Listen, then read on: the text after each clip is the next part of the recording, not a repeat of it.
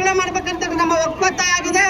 ಇದಕ್ಕೆ ಸರಿಸುಮಾರು 40 ವರ್ಷಗಳಿಂದ ನಿರಂತರವಾಗಿರ್ತಕ್ಕಂಥ ಹೋರಾಟ, ಸಾಮಾಜಿಕ ನ್ಯಾಯಕ್ಕಾಗಿ ಹೋರಾಟ ಮಾಡ್ಕೊಳ್ತಾ ಬರ್ತಾ ಇದ್ರು ಬಂಧುಗಳೇ.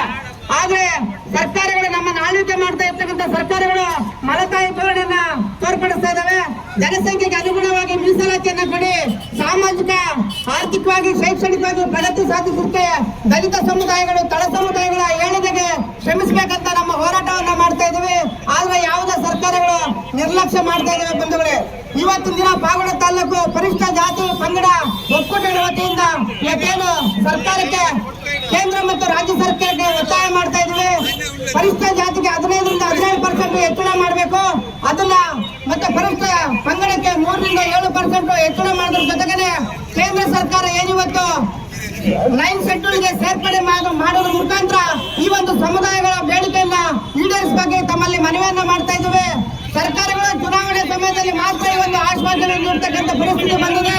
ಆದ್ರೆ ಅತಿ ಹೆಚ್ಚಿನಾಗಿರ್ತಕ್ಕಂಥ ದಲಿತ ಸಮುದಾಯಗಳು ಒಂದು ಕರ್ನಾಟಕ ರಾಜ್ಯದಲ್ಲಿ ನಮಗೆ ಸಾಮಾಜಿಕ ನ್ಯಾಯ ಕೊಟ್ಟು ನಮ್ಮ ಒಂದು ಮಕ್ಕಳ ಶೈಕ್ಷಣಿಕ ಪ್ರಗತಿಗೆ, ಆರ್ಥಿಕವಾಗಿ ಸಾಮಾಜಿಕವಾಗಿ ಅಭಿವೃದ್ಧಿಗೆ ತಾವೆಲ್ಲರೂ ಕೂಡ ಶ್ರಮಿಸಬೇಕು.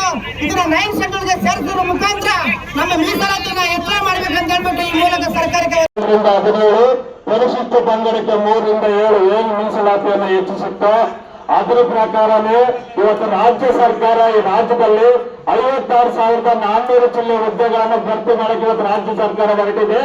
ಆ 56,400 ಹುದ್ದೆಗಳಲ್ಲಿ ಹಳೆ ಮೀಸಲಾತಿ ಅಂತಾನೆ ತುಂಬಿ ಅಂತ ರಾಜ್ಯ ಸರ್ಕಾರ ಎಲ್ಲ ಇಲಾಖೆಗಳಿಗೂ ಸಹ ಆದೇಶ ಮಾಡಿ ಮತ್ತೆ ಯಾವ್ಯಾವ ಇಲಾಖೆಯಲ್ಲಿ ಎಷ್ಟು ಹುದ್ದೆಗಳು ಖಾಲಿ ಇದಾವೆ ಅಂತ ಹೇಳಿ ಈಗ 56,000 ಹುದ್ದೆಗಳನ್ನು ತುಂಬಕ್ಕೆ ರಾಜ್ಯ ಸರ್ಕಾರ ಹೊರಟಿದೆ.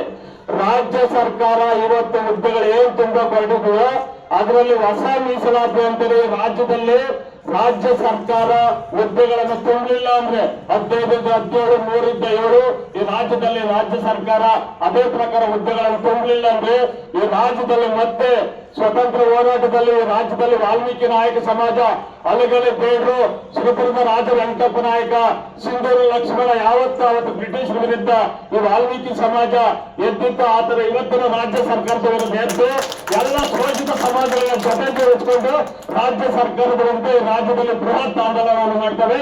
ಮತ್ತೆ ರಾಜ್ಯ ಸರ್ಕಾರಕ್ಕೆ 9 ಶೆಡ್ಯೂಲ್ ಸೇರ್ಸಕ್ ತೊಂದರೆ ಇದ್ರೆ ಈ ರಾಜ್ಯದಲ್ಲಿ ಇರ್ತಕ್ಕಂಥ ಪರಿಶಿಷ್ಟ ಜಾತಿ ಪರಿಶಿಷ್ಟ ಪಂಗಡದ MLAಗಳನ್ನ ಮತ್ತು ಸರ್ವ ಪಕ್ಷದ ನಿಯೋಗವನ್ನು ಸೇರಿಸಿಕೊಂಡು ಸರ್ವ ಪಕ್ಷದ ಸಭೆ ರಾಜ್ಯದಲ್ಲಿ ಮಾಡಿ ಸರ್ವ ಪಕ್ಷಗಳನ್ನು ಸೇರ್ಕೊಂಡು ಕಾಂಗ್ರೆಸ್, ಜನತಾದಳ, ಬಿಜೆಪಿ, JDS ಇವರೆಲ್ಲರಿಗೂ ಸಹ SC ST ಗಳಿಗೆ ಅನುಕಂಪ ಇದ್ರೆ ಇವರೆಲ್ಲರೂ ಸೇರ್ಕೊಂಡು ಮಾನ್ಯ ಹಿಂದುಳಿದ ವರ್ಗಗಳ ನಾಯಕರಾದ ಸಿದ್ದರಾಮಯ್ಯ ಅವರು ಇವ್ರನ್ನ ಜೊತೆಗೂಡಿಸಿಕೊಂಡು ಈ ಸಮುದಾಯಗಳಿಗೆ ಸಾಮಾಜಿಕ ನ್ಯಾಯ ಕೊಡಬೇಕಂತ ಬದ್ಧತೆ ಇದ್ರೆ ಇವರೆಲ್ಲರನ್ನು ಕರ್ಕೊಂಡೋಗಿ ರಾಜ್ಯ ಕೇಂದ್ರ ಸರ್ಕಾರದಲ್ಲಿ ಮಾತಾಡಿ ಈ ಒಂದು 9 ಶೆಡ್ಯೂಲ್ ಸೇರ್ಸಂತ ಕೆಲಸ ಮಾಡಬೇಕು.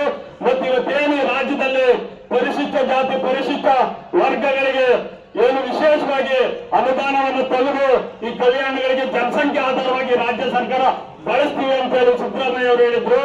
ಇತ್ತೀಚಿನ ದಿನಗಳಲ್ಲಿ ಏನಾಗ್ತಾ ಇದೆ ಅಂದ್ರೆ ಪರಿಶಿಷ್ಟ ಜಾತಿ ಪರಿಶಿಷ್ಟ ಪಂಗಡಗಳ ಮೀಸಲಿಟ್ಟಿರ್ತಕ್ಕಂಥ ಹಣವನ್ನ ನಮ್ಮ ಬೇರೆ ಯೋಜನೆಗಳಿಗೆ ಬಳಸಿ ಇವತ್ತು ಪರಿಶಿಷ್ಟ ಜಾತಿ ಪರಿಶಿಷ್ಟ ಪಂಗಡದ ನಿಗಮಗಳಲ್ಲಿ ಹಣ ಇಲ್ಲ, ಗಂಗಾ ಕಲ್ಯಾಣ ಯೋಜನೆಗಿಲ್ಲ, ಸಾಲ ಸೌಲಭ್ಯಗಳಿಗೆ ಇಂಥವಕ್ಕೆ ಹಣ ಇಲ್ದಂಗೆ ಆಗ್ತಾ ಇದೆ.